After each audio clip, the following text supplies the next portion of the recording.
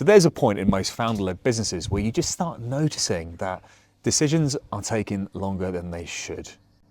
You know, things that you normally just close very quickly now need more input. They need more discussion. Sometimes, you know, they need to get revisited multiple times before anything actually moves. And there's no clear break. It's not like something suddenly stops working, and it's more like everything just starts to feel a lot slower. The thing is, at first, it just kind of feels justified. Like the business is getting bigger, so there's more going on, there's more people involved, there's more variables to consider. And so it makes sense that decisions would normally take a bit longer. But over time, you just start feeling the effect of it. You know, momentum drops. Things don't move cleanly anymore. Work starts stacking up behind things that haven't quite been decided yet. And the business just feels like it's a lot heavier than it used to be. Now, what's actually happening here on a systemic level is that decision velocity is starting to degrade. More inputs are being introduced into decisions, and ownership isn't always clear, and closure takes longer than it should. So instead of decisions actually being made and cleanly executed, they start getting processed, discussed, revisited.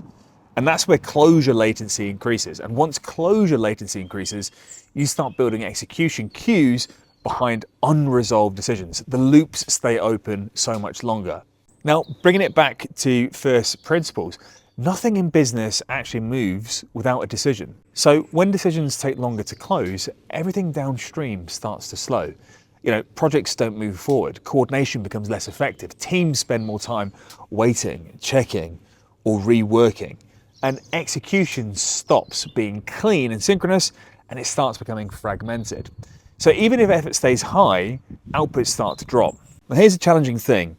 You don't typically see this as a single point of failure.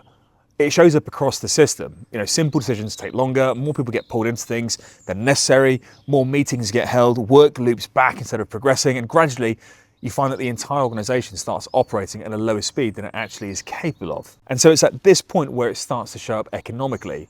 When decisions take longer to close, revenue takes longer to convert.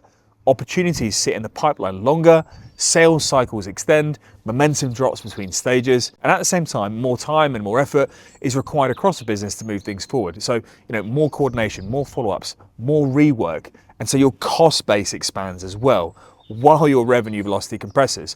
And that combination is what creates unignorable economic drag. Now, the problem is most founders don't typically immediately recognize that this is what it is. It just feels like growth. It feels like complexity, or maybe just that the business needs more structure. So the response is usually to add more input.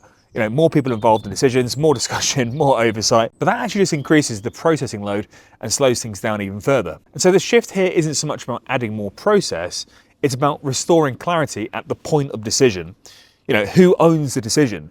At what level should that decision be made? And how quickly it needs to be closed? Because when it boils down to it, if decision making isn't clean, then you can't move things forward. Execution can't be clean. And if execution isn't clean, the business will always operate below its actual capacity. So when things start to feel slower in the business, it's usually a very clear signal that decision velocity has started to degrade.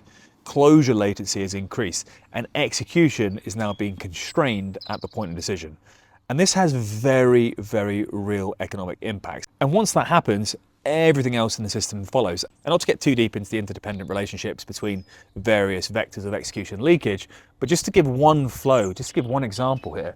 If you imagine decision latency is increasing in the business, the velocity is slowing down, decisions are staying open, loops aren't being closed, cognitive bandwidth, emotional volatility and physiological stability starts to diminish because there's just too much on their plate. It becomes more and more challenging to actually identify and protect signal action time, so time needed for the high leverage tasks. And you can see how all of these different execution leakage vectors are interlinked. And at the center of this flow is decisions just taking way too long to be made. And so you can see here how important it is, especially at the leadership layer, to have clear and concise, actionable steps towards making decisions in an efficient and effective manner. So at this point, the most important thing for any founder to do for themselves and for their leadership team is to become incredibly clear on what the decision-making process looks like, who has ownership of a decision, and having a very clear read on what the standard is inside the organization when it comes to closing decisions.